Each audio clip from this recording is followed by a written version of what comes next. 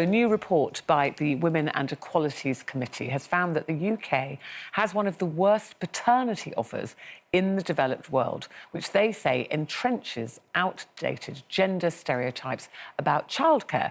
They've also called on the government to consider raising paternity pay to the same level as maternity pay during the first 6 weeks, which equals 90% of someone's average earnings.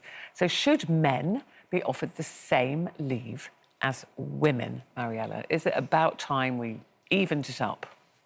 I think that the principle of shared parental leave and a couple being free to work out for themselves how much the man takes, how much the woman takes, often they can be same-sex partners, whatever. I think that that is possibly the final key to proper equality, because honestly, the expectation on women nowadays, which I think has changed an awful lot since my mother's time, you know, which is to be the main carer at home for children, to also go out to work, to also care for older generations. It's completely impossible to manage.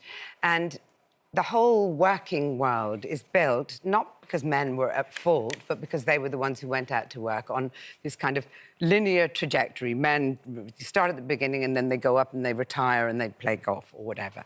And women's is a much, much curvier path.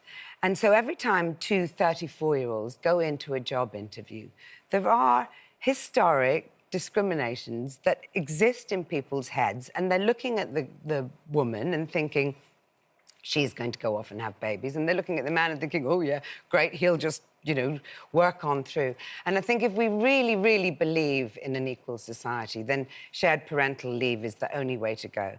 There's lots of argument about it. The Women in Work Summit came up with this GEMS survey last year because, you know, the argument is that it's not financially viable, it's not economically possible.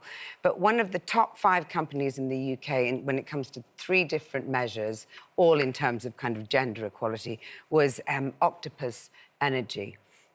And they offer virtually shared parental leave. It's like 12 weeks for men, 16 weeks for women. I think women get a little bit more because they've got the recovery period. But absolutely, and that's fair and just. But I also think, actually, you should be allowed to choose. Yeah. You know, I went back to work after 3 months with both my babies, because I was freelance and no one was paying me when I wasn't working. But I think it's the principle, it's the assumption that women will always do the caring, and it starts because of the fact that we are the ones who carry babies, and it goes on throughout our careers and our lives, and I think we've got to a tipping point now where it really has to change. Well, it's actually, at the moment here, Janet, 52 weeks for women, 39 of that paid. It's only 2 weeks for men.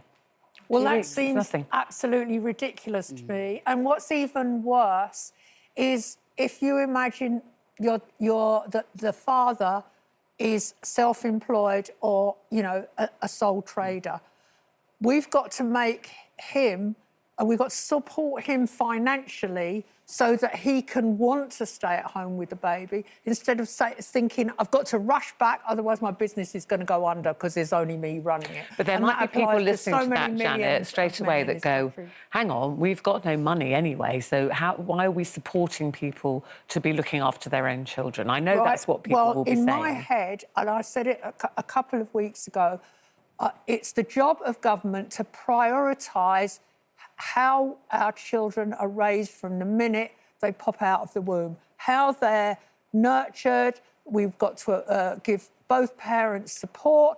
We've got to support that child the minute they need childcare, the minute they go to school. We've got to make sure, we've got to front-load caring about the next generation, and it's still done in a very piecemeal way. And paternity and maternity leave is a key part of it. Mariella's right. You're shaking your head, Kelly. No, I don't have children for the government to raise.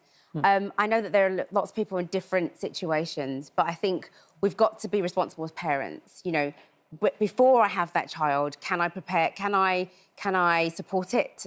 Can I put a roof over its head? Can I make sure it gets through school? Can I provide it meals? Can I give it a good education outside of the education that's provided for them by the state? And I think we as parents have to take that responsibility. I can't expect my child to go to school. Lots of teachers, I recently did a post, And a lot of teachers were contacting me saying, I get children coming into school at primary age that still don't know how to go to the toilet. Yeah, I get children coming into my school at primary age that still don't know how to do the basics, which I expect them to be able to do. Now, I know that there are different situations for different people. People fall into situations. There's But maybe if women weren't so overloaded with expectation, exactly. then perhaps those things wouldn't happen quite so much. I don't overload myself with expectation. I'm a business owner, so therefore I look after women that come into my business place to work. If they wanted to take maternity leave, I'd consider that. That makes it more difficult for me. I'm picking up the shortfall, by the way. So that's... What do you mean you're picking up the shortfall? So in terms of the money. So it's not the government that's going, oh, I'll subsidise her maternity leave. I pay for it. Well, the government as does. an employer.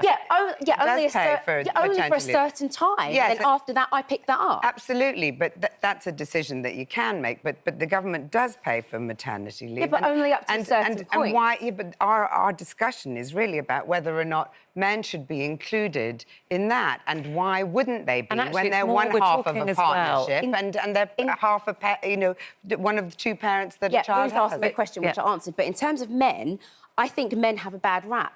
I think men should be far more supported because a lot of men want to be more inclusive in terms of the childcare arrangements, in terms of how that child is raised and having more input, especially in those crucial bonding times when baby's just born. They really want to be there to be able to bond with them. I think it's more, we're talking more about time. I mean, obviously this is about money as well, but it's an interesting concept where you're saying it's about time as well, because at the moment it is predominantly women who are given more time off, but paid my or point unpaid. is that in a couple where the man's working and he's running his own business, how can he take off time off work unless he is supported by the government to support his wife? In the same way as well. Well, it's complicated, but it's interesting, and I think there are moves afoot to change it, to make it a more equal system.